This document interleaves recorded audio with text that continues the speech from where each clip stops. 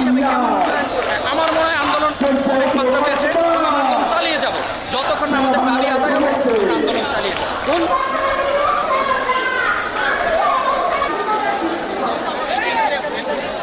আমাদের বাংলা ব্লকের কর্মসূচি চলমান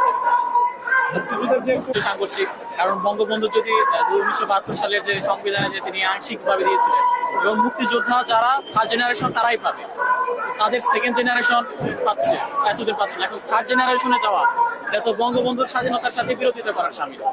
এবং হাইকোর্টও যে কাজটা করছে, যে বলবৎ রাখছে, এটা তো বঙ্গবন্ধুর যে মুক্তিযুদ্ধের যে আমাদের চেতনা ছিল বৈষম্যমূলক একটি সমাজ প্রতিষ্ঠা করার, বৈষম্যকে তো এখানে উস্কে দিচ্ছে, তারাই তো বৈষম্য সৃষ্টি করছে। তো যারাই মুক্তিযুদ্ধের বৈষম্য দূর করার জন্য দেশে স্বাধীন করলো, তাদের পক্ষ থেকে যদি এটা আসে করে, তাহলে তো এটা আসলে আমাদের জন্য মেনে নেওয়ার মতো। আমাদের মেয়েদের আমরা মনে করি না আমাদের বিশেষ কোনো সুযোগ সুবিধা দিয়ে আমাদের চাকরি কিংবা মেধার প্রমাণ করতে হবে।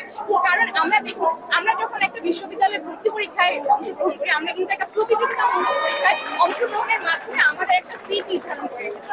সুতরাং আমরা আমাদের মেধা দিয়ে আবার আমাদের চাকরি হোক কিংবা আমাদের কর্মসংস্থান ব্যবস্থাটা আমরা করে নিতে পারবো, এটুকু আত্মবিশ্বাস আমরা নিজেদের মধ্যে রাখি।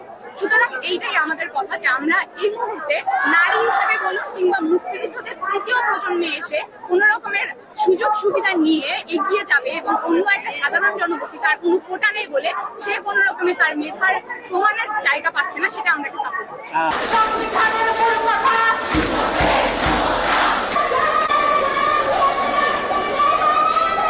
আমাদের আন্দোলন নাকি অযৌক্তিক, এটা আমাদেরকে হতাশ করেছে। প্রধানমন্ত্রী এই বক্তব্য আমাদেরকে হতাশ করেছে।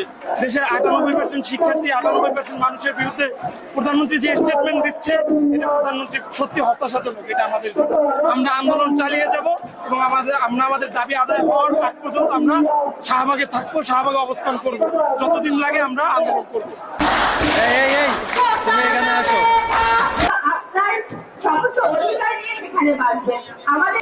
আন্দোলন করে দাবি পূরণ হবে না এটা যদি ভেবে থাকে তাহলে ভুল ভেবেছে। কারণ আপনারা দেখেছেন পার্লামেন্টে শিক্ষার্থীরা কি করতে পেরেছে, 71 সালে শিক্ষার্থীরা কি করতে পেরেছে, আপনারা সবাই ইতিহাস জানেন।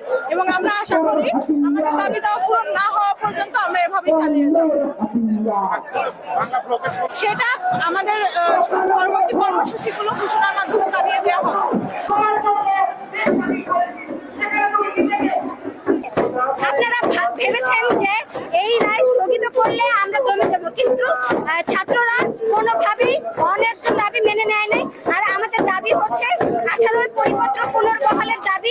এই দাবি না আদায় হওয়া পর্যন্ত আমরা রাজপথ ছাড়ব